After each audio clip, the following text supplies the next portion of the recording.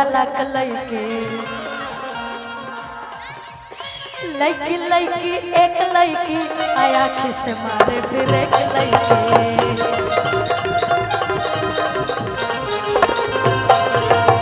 लइकी लइकी एक लइकी आखी से मारे फिर एक लइके।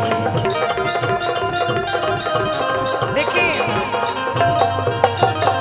चलत एक मीठा मीठा एक बार की बात है। देखिए सुभाष भैया है हमारे टीम में, तो बहुत मजाकिया हैं और बहुत फनी रहते हैं।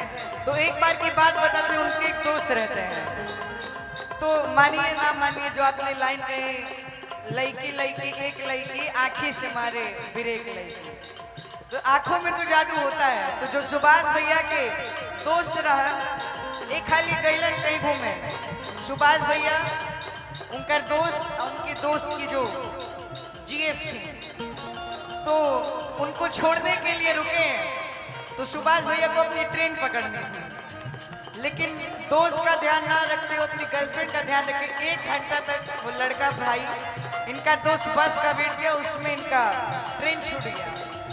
निशाना कहा जा रहा है आप समझ सकते हैं बॉस। आधी लइकी लइकी एक लइकी आखी से मारे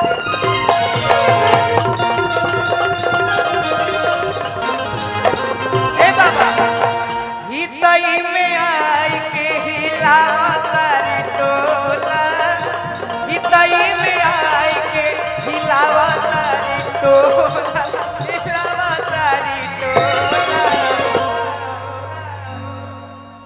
बाएं साइड में पंकज अंकल और इधर अंकेश अंकल दोनों लोग खूब खुश हैं। 6 फीट 7 इंच कृपया आपके लिए टेबल लगा है, उस पर बैठ जाइए। आदि हितई में आई के हिलावता रे टोला, हिलावता रे टोला, भौजी तहर बहिनी हो गईली भौजी तहर बहिनी हो गईली बमोला, भौजी तहर बहिनी हो गईली। सुनिए नहीं नहीं सौरभ अंकल से पूछूंगी, इनसे नहीं पूछूंगी, पहले रिश्ता कंफर्म करिए कि हम क्या हम है। आपके लिए थोड़ी बोल रहे हैं। तो आप मुझे कोई तो बोल रहे हैं, किसको बोल रहे हैं? बोल के बोलिए भाई, नहीं तो मैं डायरेक्ट अंकल से बोलूंगी, आपसे कुछ नहीं। ये भाभी है मंच है ना, भौजी तहर बहिनी हो गईली बमो। और सुनिए इनके चलते लइकन में मार रोज होला,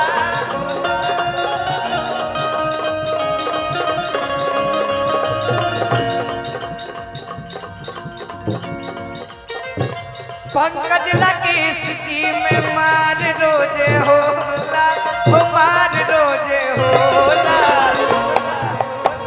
भौजी तहर बहिनी हो गईली बमोला, भौजी तहर बहिनी हो गईली बमोला।